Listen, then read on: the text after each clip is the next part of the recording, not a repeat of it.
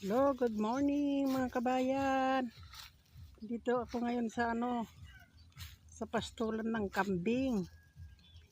Yan, nag-iisa pa lang ang kambing ko. Nag-umpisa akong mag-alaga ng kambing. Yan, buntis na si Mala. Buntis na siya. 6 na buwan, manganganak na siya. Pag mag-alaga din kayo ng kambing,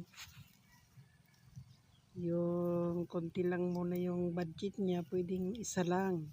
Tapos pag bumili kayo babae buntis, para manganganak siya, kasi yung kambing 6 na buwan na pagbubuntis niya, magkakaroon na siya ng anak. Nanganak na siya.